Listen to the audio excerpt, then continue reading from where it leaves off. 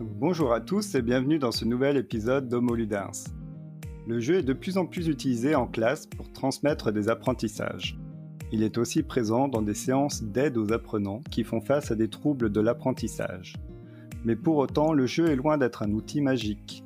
Il nécessite une connaissance des jeux et une bonne compréhension du fonctionnement de notre cerveau. Ça tombe bien, mon invitée possède ces deux expertises.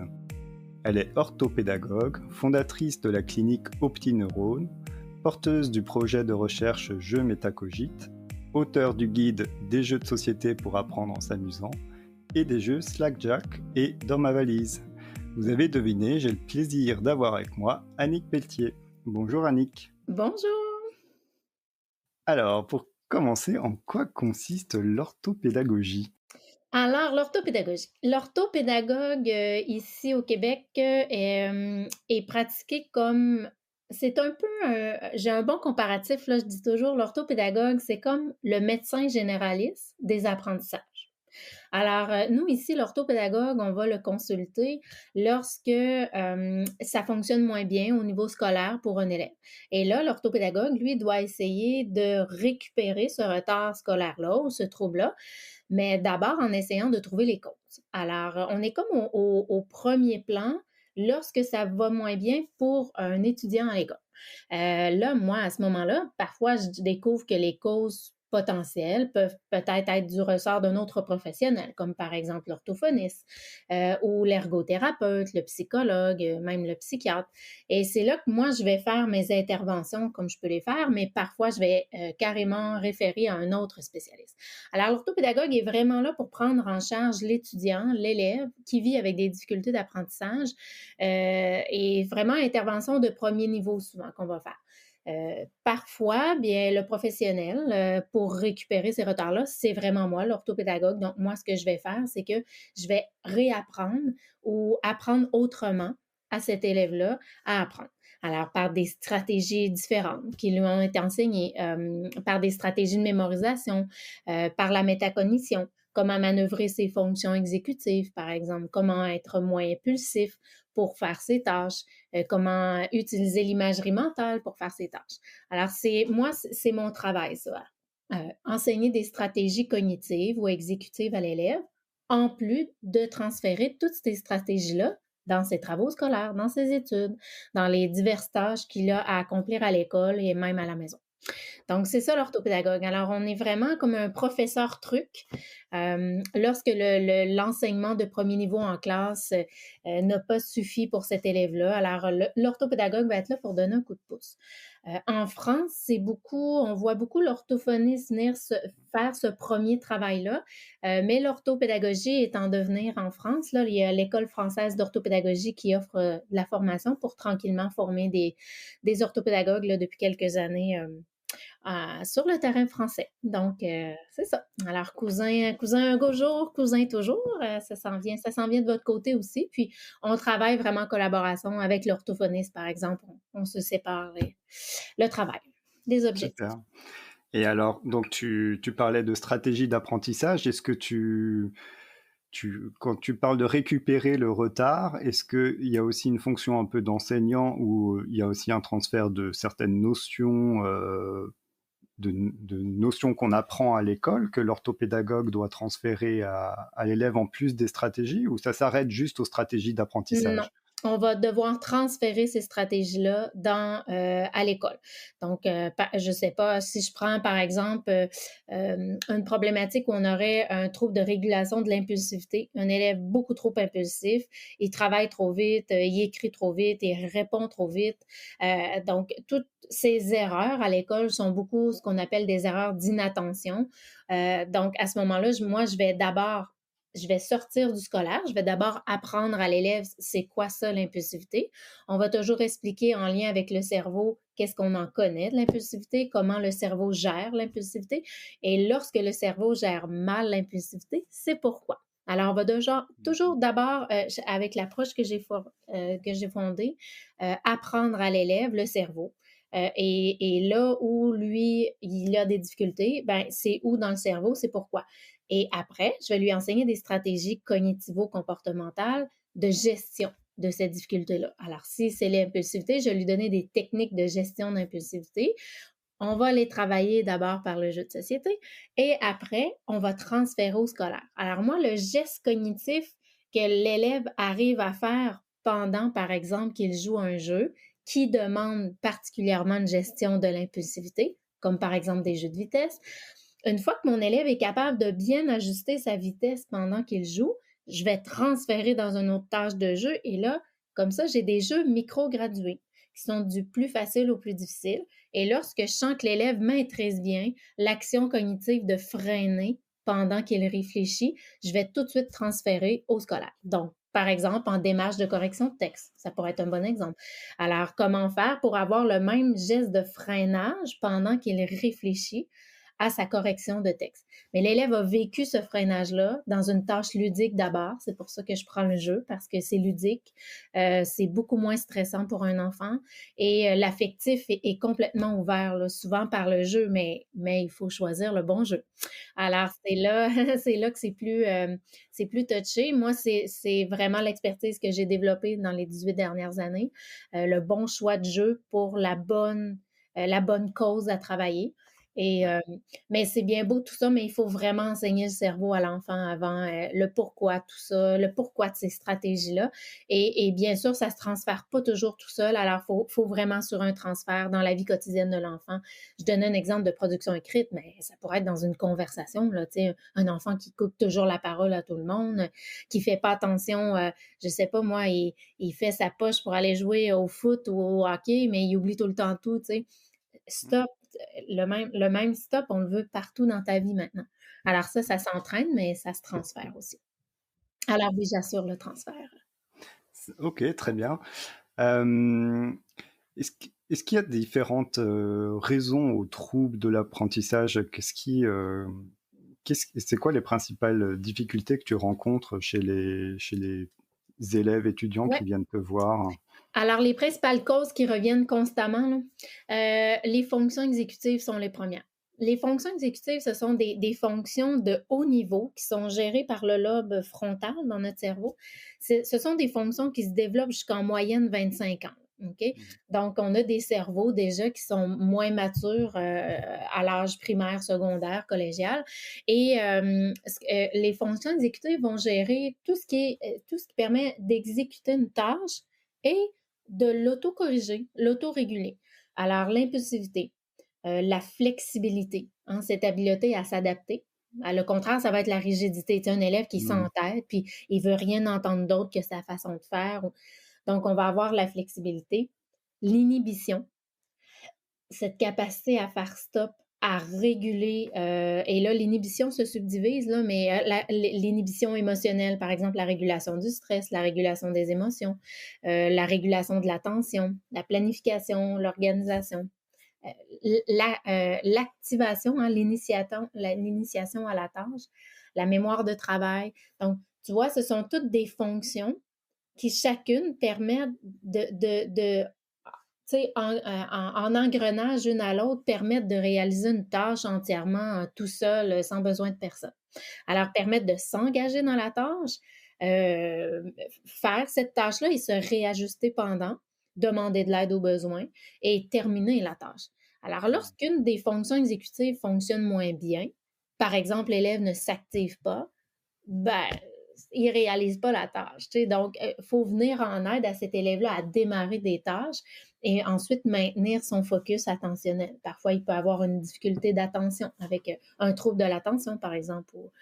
Alors, ce sont vraiment les fonctions exécutives sont au cœur, les principales causes des difficultés scolaires. Ce qu'on retrouve souvent aussi, qui n'est pas une fonction exécutive, c'est une fonction cognitive, même instrumentale, là, c'est la mémoire à court terme.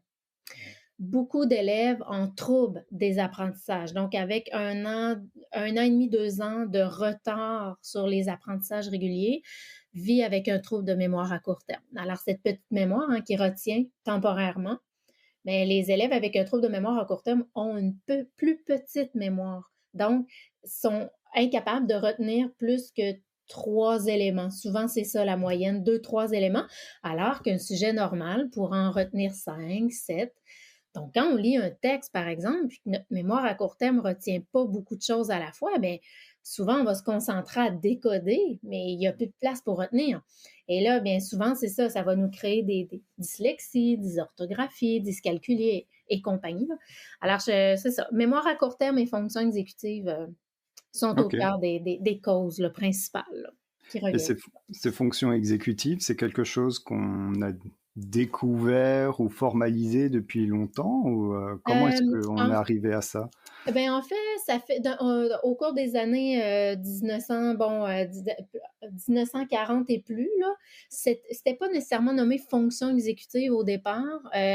On nommait fonction cognitive. On a entendu beaucoup le mot métacognition. Mais la métacognition, c'est les fonctions exécutives. C'est réfléchir à ce que je fais pendant que je le fais et à l'aide de plusieurs fonctions.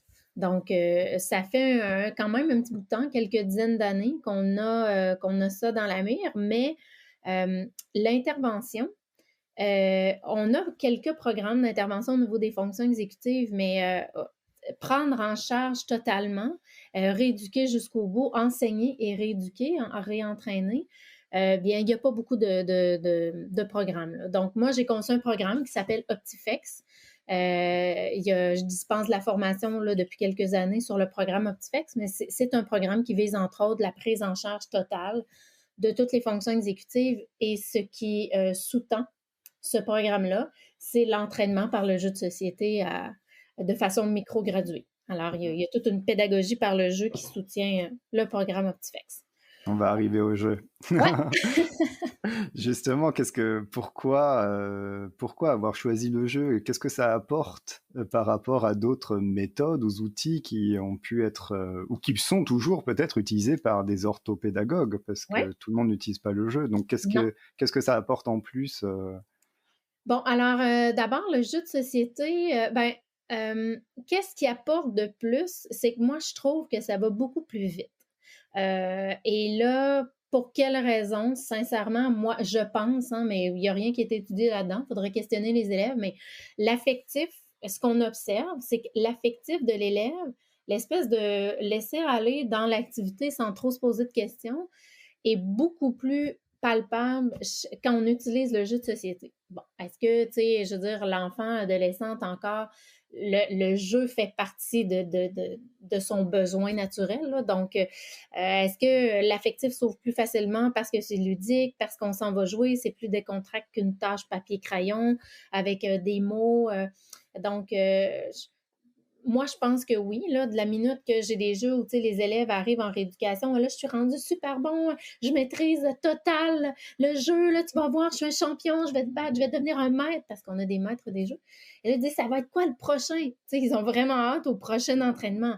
Mais si j'arrive avec des activités de fonction exécutive, papier-crayon, je me fais pas dire ça par mes élèves, jamais. Tu sais, c'est quoi la prochaine activité papier-crayon? Non. Alors, tu sais, on le voit. Moi, je pense que ça stimule davantage l'affectif, la motivation. Ça fait réduire le stress. L'enfant est plus relax. Mais, mais c'est à moi de choisir le bon jeu. C'est bien beau la pédagogie par le jeu, mais si tu arrives avec un jeu qui est beaucoup trop complexe, qui travaille trop de fonctions en même temps, on va perdre l'élève. Il va se braquer autant qu'il se braque dans une tâche qu'il ne réussit pas à l'école. Alors, et l'autre chose, pourquoi moi, le jeu, je suis tombée dans la marmite quand j'étais petite. Alors, j'ai eu la chance d'avoir une maman qui nous faisait beaucoup jouer. Elle faisait partie d'un regroupement des mamans de la rue, là. Et là, ils s'échangeaient plein de jeux et jouets. Alors, continuellement, on avait des nouveautés, tu sais, et faisait passer finalement l'équipage de jeux et de jouets d'une maison à l'autre quand j'étais petite. Donc, j'ai découvert beaucoup de jeux de société de cette manière-là.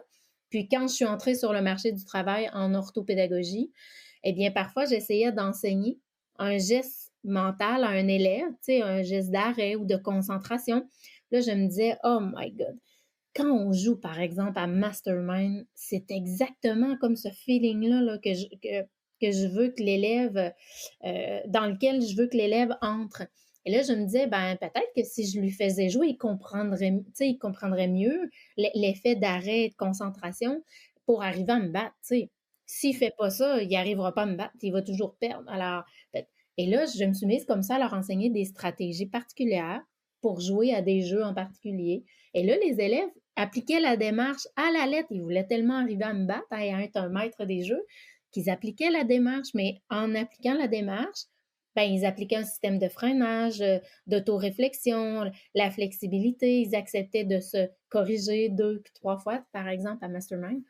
Alors là, c'est comme ça que j'ai commencé à intégrer le jeu et à chercher sur le marché du jeu qu'est-ce qui existait pour travailler, par exemple, la mémoire à court terme, la mémoire de travail, la planification, les mathématiques, tu sais, toutes les connaissances en mathématiques, en français. Et donc, au début des années 2000, ça a été beaucoup ça, là. J'ai fait énormément de recherches. J'ai construit des recensements de jeux, testés, micro-gradués. Ces recensements-là sont d'ailleurs disponibles gratuitement au public hein, sur le site www.optineuron.com. OPTI, neurone avec un S.com. Et vous allez dans la section sélection de jeux et vous avez plein de recensements de jeux comme ça, différents âges, différentes compétences à travailler. Alors voilà, c'est un mix des deux. Je suis tombée dans la marmite, ça a été facile pour moi d'avoir le déclic sur quel jeu utiliser.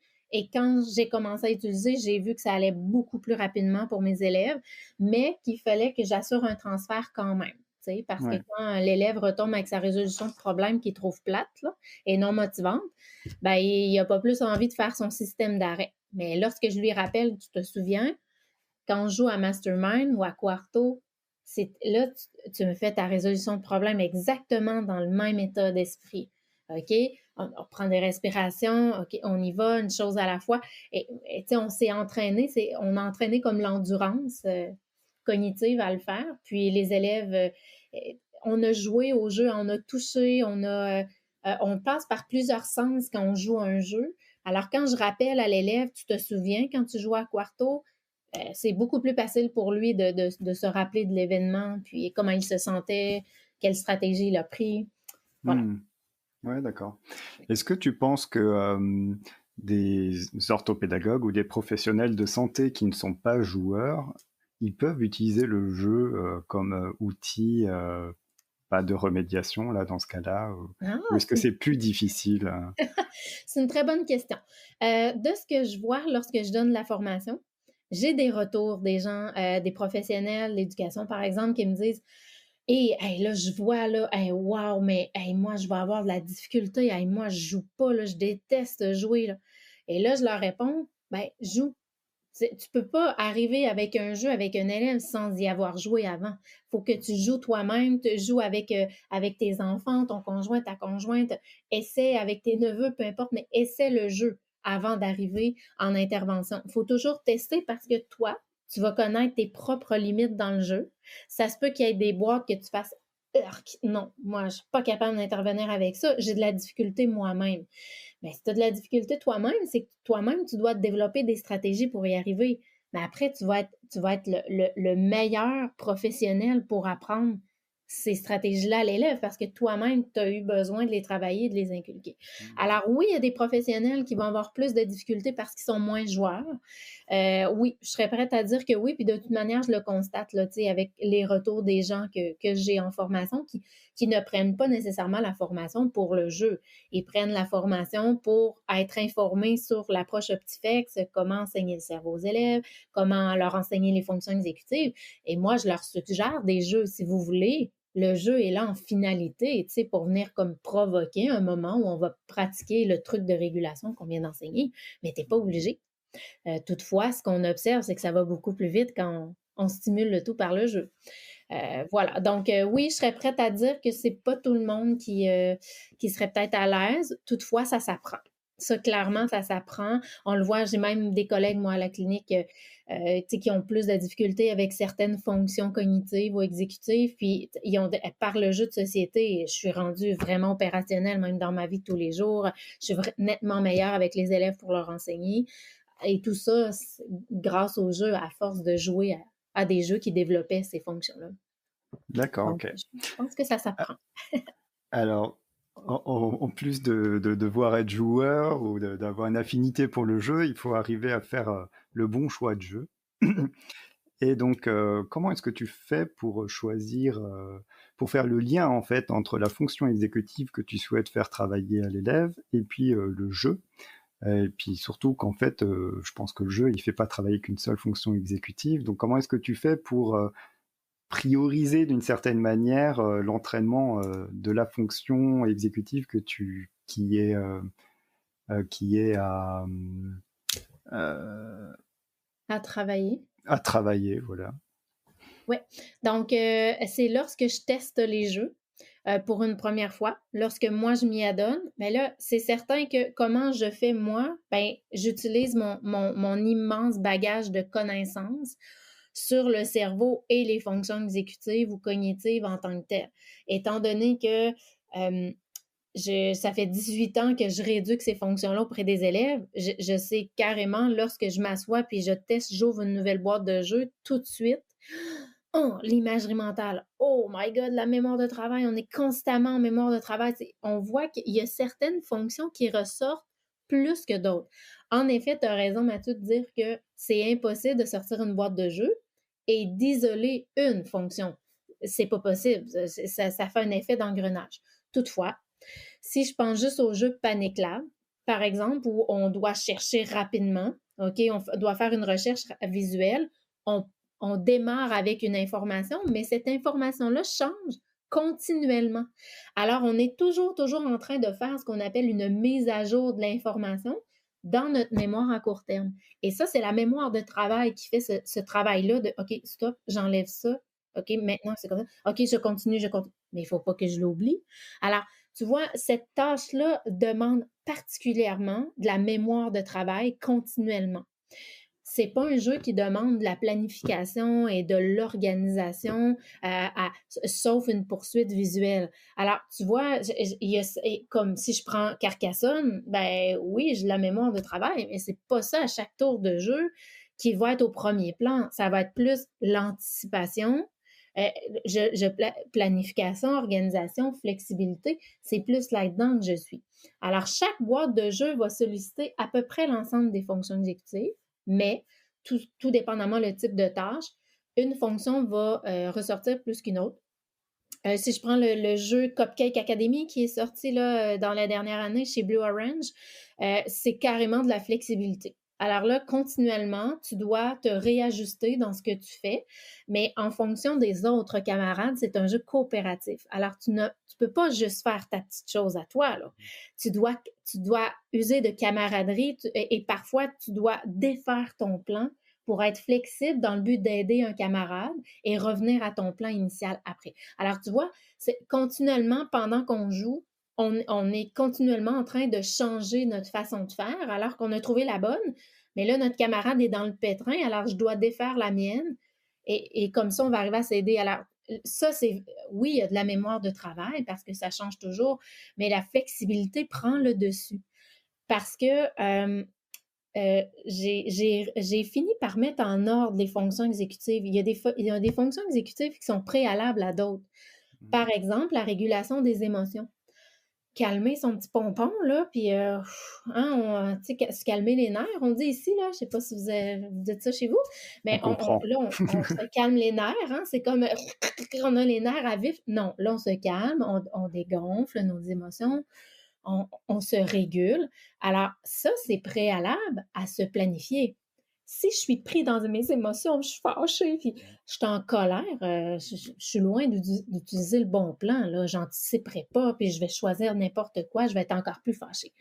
Alors, ceci dit, les fonctions ont un ordre et les jeux vont demander certaines fonctions plus que d'autres, donc vont mettre comme en valeur cet ordre-là, finalement. Alors, si j'ai un jeu de flexibilité, c'est nécessaire pour se planifier. Alors, l'élève va devoir être flexible, réguler ses émotions pour accepter de changer de plan, et c'est là que la planification va embarquer. Mais si l'élève pique une crise de colère, puis qu'il reste, par exemple, dans ce jeu-là avec sa construction en lui, non, moi j'ai réussi. Oui, mais il faut réussir en équipe. Ah ben, moi j'ai réussi. Moi, tant pis pour vous. Mais non, mais on n'y arrivera pas.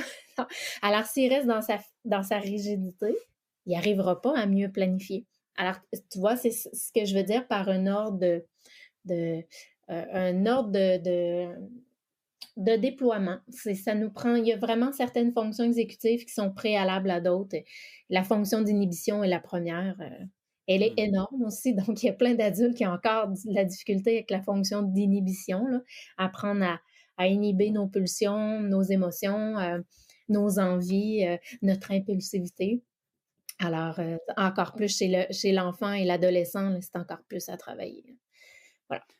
Alors, on est dans le choix du jeu, donc il y a on choisit le jeu en fonction de la fonction exécutive qu'on veut travailler. Et puis, il y a une autre question qui m'est venue là, en t'entendant, en t'écoutant, parce que je pense que tu es souvent seul avec l'élève. Donc, est-ce que tu trouves suffisamment de jeux à deux pour travailler, enfin pour jouer, parce qu'il y a beaucoup de jeux qui ne jouent pas à plus Ouais. que deux, quoi. Donc, où est-ce que tu fais des séances de groupe? Et puis, une question qui va avec, c'est jeux compétitifs, jeux coopératifs. Est-ce que ça a une importance aussi dans le Oui. travail des fonctions Ça a une très exécutives? grande importance. En fait, pour répondre à la première question des jeux à 2, il y a énormément de jeux à 2, et souvent, nous, ce qu'on va faire, c'est que les jeux à 3 et plus, on adapte. On change les règles de jeu. Alors, d'ailleurs, sur ma chaîne YouTube A Petits Jeux, vous avez des vidéos de règles de jeu comme ça adaptées et même des vidéos didactorielles. Et souvent, c'est même pas la vraie règle qu'il y a dans la boîte, là. Donc, on a adapté pour arriver à jouer autant à 2 qu'à 2 et plus. Alors, oui, on y trouve notre compte. Parfois, je ne retiendrai pas le jeu malheureusement parce qu'il est trop long. Tu sais, ça peut prendre comme 15-20 minutes avant d'aboutir à la fonction que je veux, là. C'est trop long, moi. Ça, je ne peux pas conserver ces jeux-là en intervention, malheureusement. Toutefois, je vais les conseiller, parfois en entraînement à la maison. Je dis aux parents, ça, ce serait vraiment une belle tâche de jeu. On ouvre le jeu, on commence à y jouer. On n'a pas fini, on le laisse là, on continue un petit peu durant la semaine, on termine notre partie durant la fin de semaine. Tu sais, c'est possible de faire ça dans des jeux qui prennent 35, 45, 1 heure et quart, 1 heure et 20 à jouer. Alors, c'est ça. Moi, en intervention, je ne les priorise pas parce que ça doit être rapide, là. Tu sais, ça doit être entre 1 minute à 30 minutes maximum, là. Alors, soit qu'on va adapter la règle pour s'y faire, soit 2 joueurs ou rentrer dans notre temps. L'autre question, c'était quoi notre autre question? Compétitif, Ouais. coopératif. Alors oui, ça, c'est énorme. Coopératif, nous, on utilise les jeux de coopération pour stimuler la flexibilité, la communication entre les joueurs. Je m'adapte, je m'ajuste aux besoins des autres, aux besoins de l'équipe pour arriver à notre propre but et non à mon but. Alors, on favorise les jeux de coopération lorsqu'on veut stimuler la fonction de flexibilité, de souplesse chez quelqu'un qui serait plus rigide. On l'utilise aussi dans le discours interne et le traitement de l'intelligence sociale, apprendre à écouter l'autre, à entendre, le regarder dans ses besoins, parfois pour la régulation émotionnelle aussi. Alors, le jeu coopératif va avoir ses objectifs, ses intérêts de stimulation et le jeu qui est compétitif, eh bien, il va avoir d'autres intérêts. Alors, parfois, je veux que mon élève arrive à déployer une stratégie en tant que telle ou un geste cognitif. Et puis, par un jeu coopératif, il y a des élèves qui sont très rusés et ils vont nous laisser faire la chose.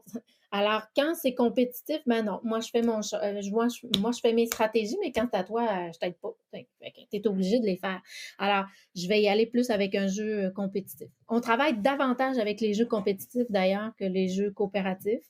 Euh, c'est ça, parce que quand j'ai pas besoin de stimuler nécessairement la flexibilité, ben j'aime mieux y aller avec un jeu compétitif. L'élève, à son tour, il est obligé là, de déployer les fonctions enseignées. Donc, Ouais. ouais. Et alors, comment se déroule une séance avec toi? L'élève arrive, peut-être c'est la première fois d'ailleurs. Comment est-ce que déjà il faut identifier son trouble? Et après, comment ça se passe au niveau de la remédiation? Parfait. Donc, lorsque c'est la première séance, peu importe l'âge qu'ils ont, nous, on intervient de 3 ans jusqu'à l'âge adulte en orthopédagogie.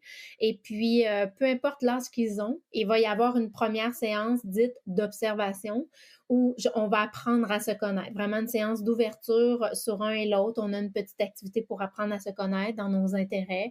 Et ensuite de ça, on a des jeux.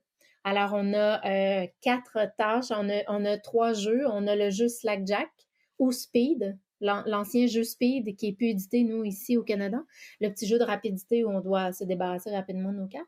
Le jeu Tower of Logic, qui est un jeu de labyrinthe cognitif. Il faut tout simplement trouver le chemin pour sauver quelqu'un qui est pris au piège dans le feu.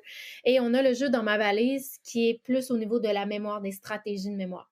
Et on a un Lego. On utilise des bons vieux Lego, un Lego à construire avec un plan pour voir un peu le mode de traitement préférentiel de l'élève. Est-ce qu'il préfère les images, les mots? Est-ce qu'il est plus séquentiel? Est-ce qu'il est plus synthétisé dans son esprit?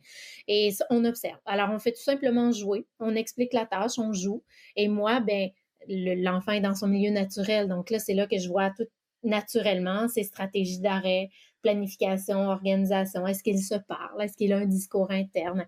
Est-ce qu'il voit dans sa tête? C'est quoi ses stratégies de mémoire? Sa gestion de l'impulsivité? Puis là, dans Speed, ça va vite. Puis il y en a qui prennent les nerfs assez rapidement et régulent aucunement leurs émotions dans la tâche, la mémoire de travail. Alors, ce sont 4 tâches qu'on a choisies qui observent qualitativement, bien évidemment, il n'y a rien de standardisé là-dedans, qui observent de manière qualitative le rendement de l'élève. Alors ça, c'est la première rencontre.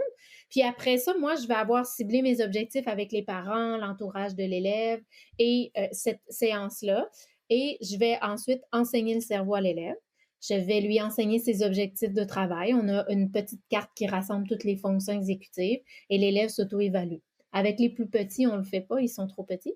Et puis après ça, on démarre la rééducation. Alors, une séance de rééducation, l'élève arrive, on s'occupe autant des causes que le transfert dans la vie quotidienne ou au scolaire. Alors, dans la même séance, je vais m'occuper des deux. Parfois, je passe une séance entière, 1 heure entière juste sur les causes, là, mais c'est parce que là, c'est coriace. Là. L'élève ne s'active aucunement, mais pendant 1 heure, on est vraiment juste dans l'activation, puis il n'y a aucun transfert dans la tâche scolaire parce que l'élève est vraiment pas rendu là. C'est à ça que ça va ressembler jusqu'à temps que l'élève soit complètement autonome, où on voit que c'est à point, il est fonctionnel dans la vie de tous les jours avec ses fonctions exécutives, il transfère ça, il n'a plus besoin de moi. Voilà. Et là, on Alors, tu nous en as vaguement parlé un petit peu avant. Tu utilises des jeux de manière graduelle, on va dire, de difficulté croissante. Pourquoi et comment est-ce que tu as un petit peu construit en fait cette succession de jeux? Oui, donc pourquoi? Parce que si je prends juste à titre d'exemple, la régulation des émotions. OK?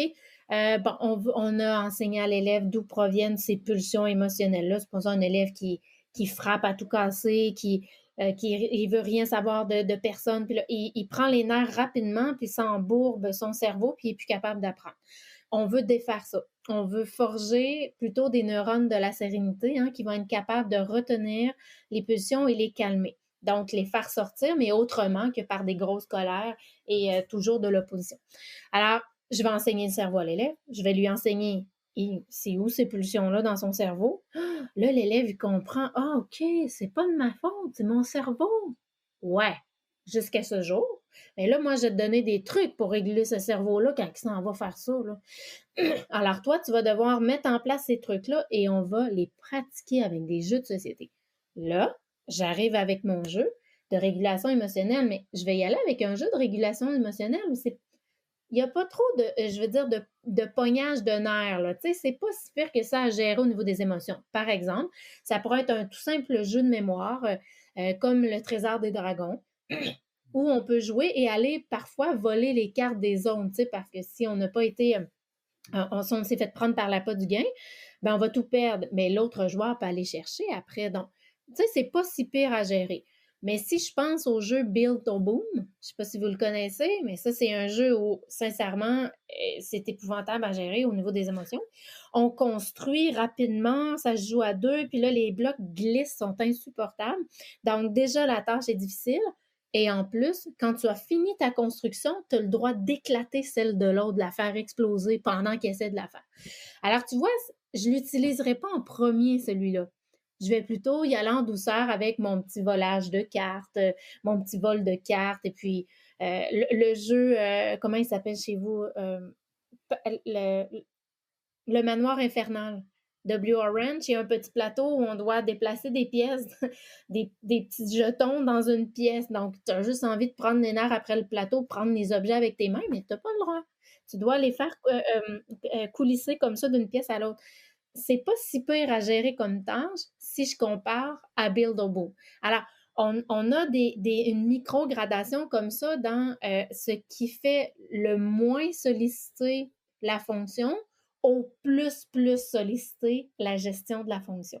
C'est comme ça que je micro-gradue. Donc, quand je teste, je compare toujours à ceux que j'ai, c'est quoi mon pire, celui qui sollicite vraiment plus la fonction versus moins. Et là, ben, je le classe à travers les autres. T'sais.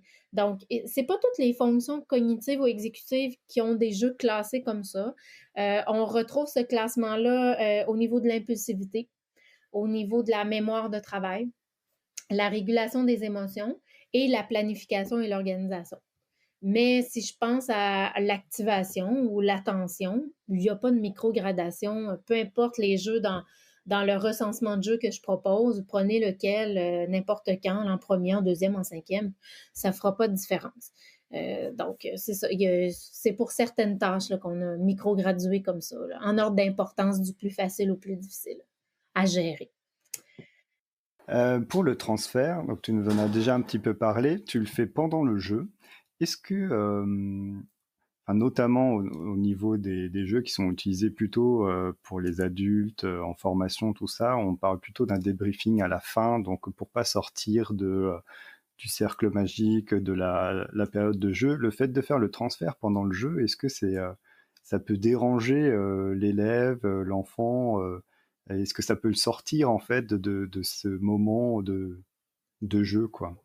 Ouais, donc je vais faire le transfert un peu pendant qu'on joue. Donc, si l'élève vient de trouver une super stratégie de mémorisation, puis là, ça va bien, puis là, il voit dans sa tête, puis il comprend, il est content, je vais tout simplement lui dire, t'as vu, on va faire la même chose avec tes mots de vocabulaire. Alors, pour te rappeler qu'habitant, ça prend un H, on va faire un dessin, puis on va le revoir dans notre tête exactement comme on vient de faire. Tu vois, c'est à ça que ça va nous servir. C'est tout.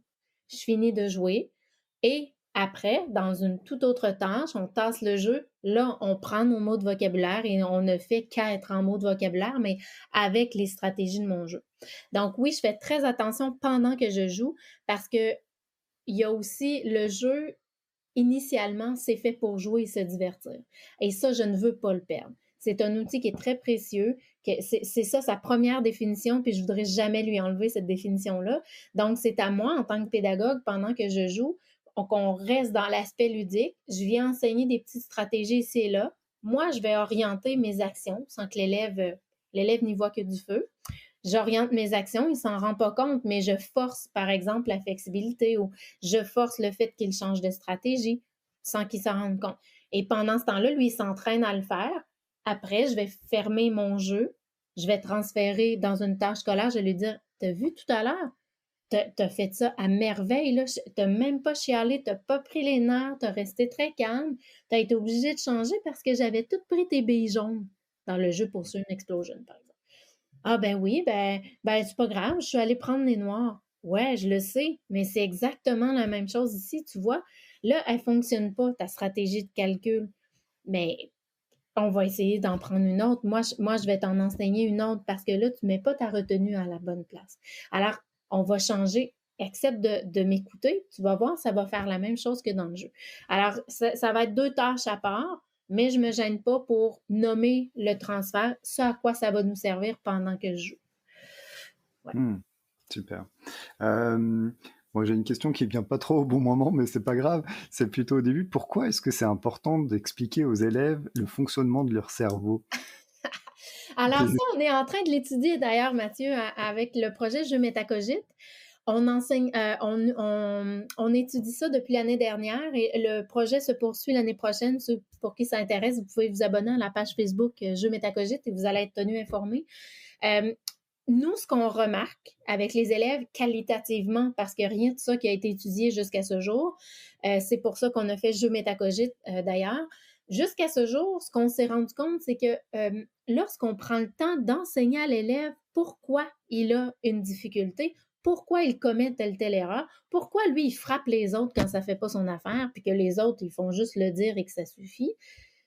Et l'élève comprend davantage d'où provient le problème neurologiquement et ben, il est plus ouvert à recevoir des stratégies cognitivo-comportementales pour aller le maîtriser. Et là, il comprend que, OK, il y a mon cerveau, il y a moi. Ouais, mais c'est toi qui gères Monsieur Cerveau, là. Là, je t'explique comment Monsieur Cerveau est dérégulé ou est pas assez mature dans certains réseaux de neurones.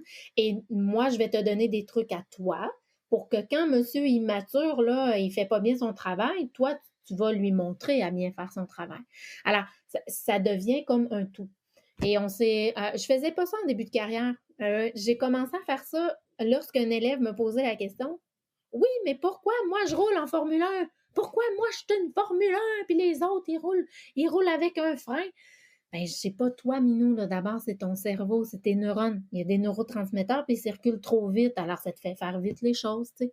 Mais juste expliquer tout simplement, en allant voir un peu d'images sur Internet, lui, là, ça a été le jour et la nuit.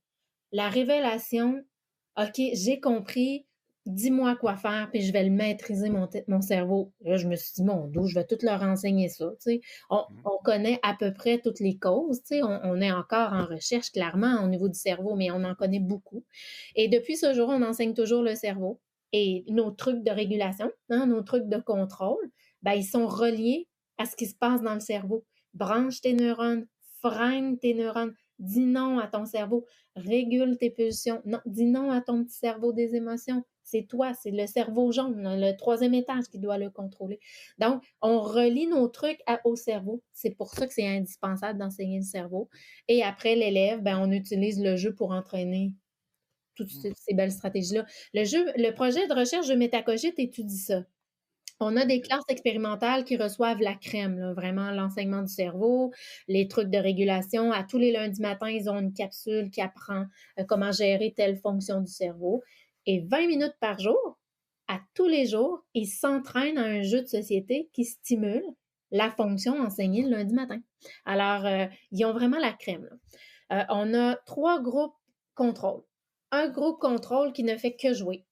Même nombre de minutes, même jeu que les classes expérimentales, mais ces élèves-là, ils n'ont aucune idée pourquoi ils jouent. Ils n'ont aucun truc de régulation, pas de cerveau, rien. Ils font juste jouer pendant 20 minutes. Déjà là, peut-être qu'on va être capable de comparer être exposé 20 minutes de temps par jour à des jeux de fonctions exécutives. Est-ce qu'on finit par développer une autorégulation ou c'est encore mieux quand on a un enseignement qui va avec tout ça? Donc, le deuxième groupe contrôle, lui, c'est le contraire. Il reçoit juste l'enseignement du cerveau et des techniques d'autocontrôle. Mais il les entraîne pas par le jeu. Il n'y a aucun entraînement par le jeu de l'année.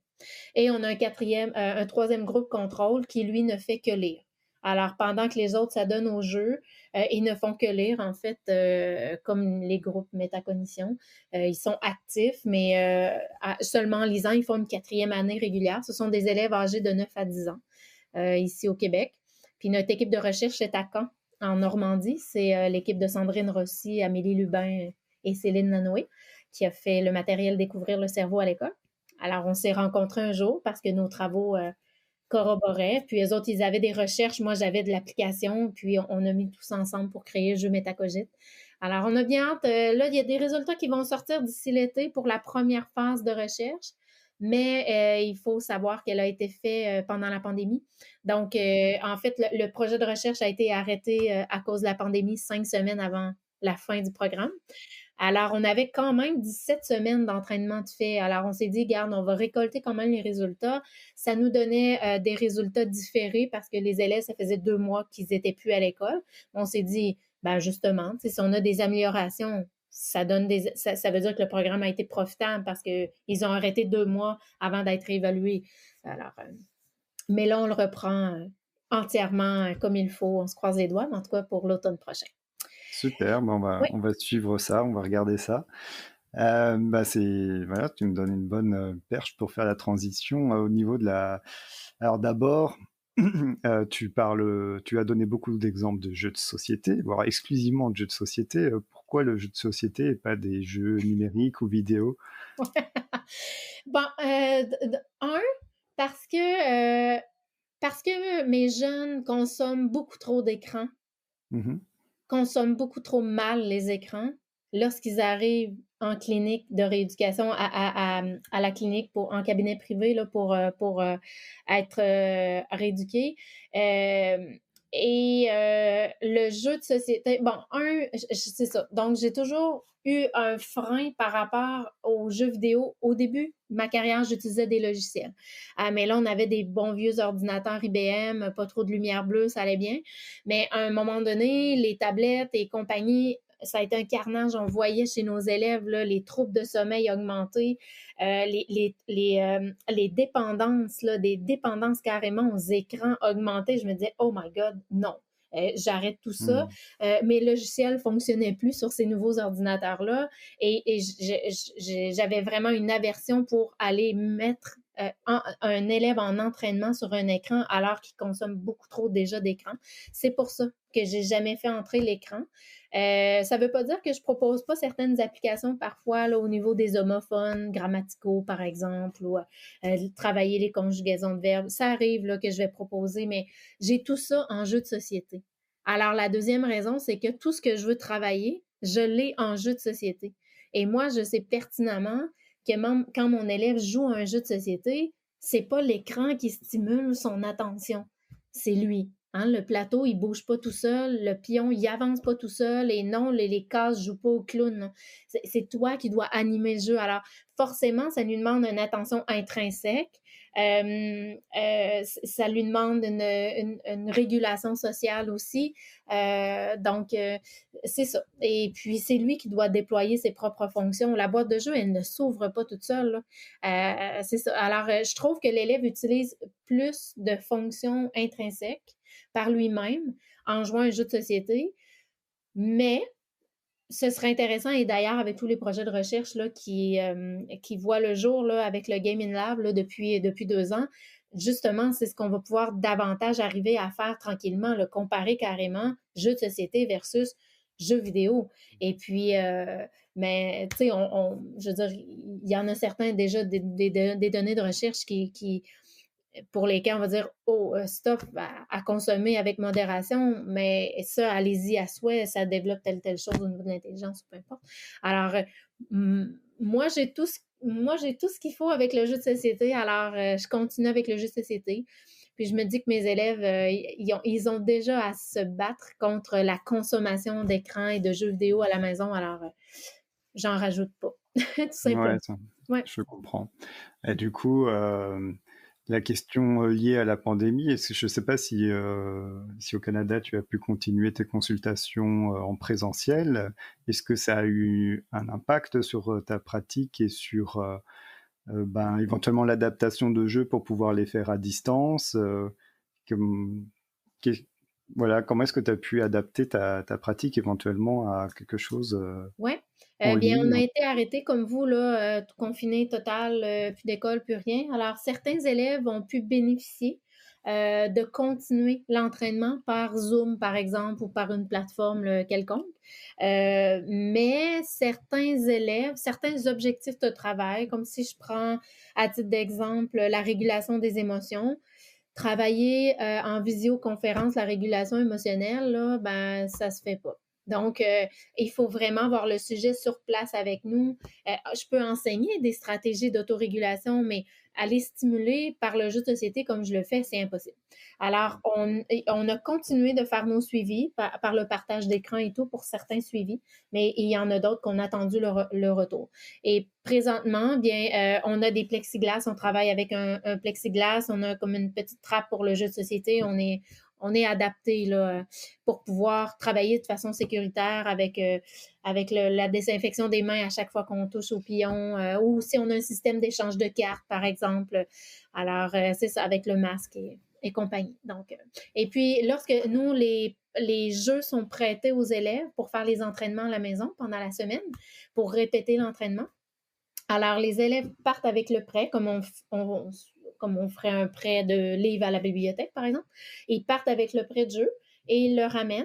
Mais lorsqu'ils le rapportent, ben, c'est dans la boîte de prêt dehors, puis ça reste là pendant 24 heures en isolement avant d'être Hmm. entré à la clinique. Donc, Ouais, c'est compliqué. Mais trouver des choses pour faire. C'est compliqué, il faut arriver à s'adapter.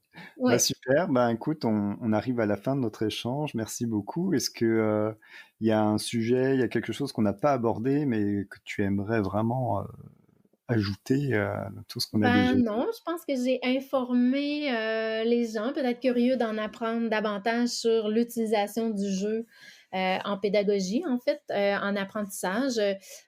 Faut juste retenir, il y a des jeux qui sont bons pour observer, il y a des jeux qui sont bons pour rééduquer, intervenir.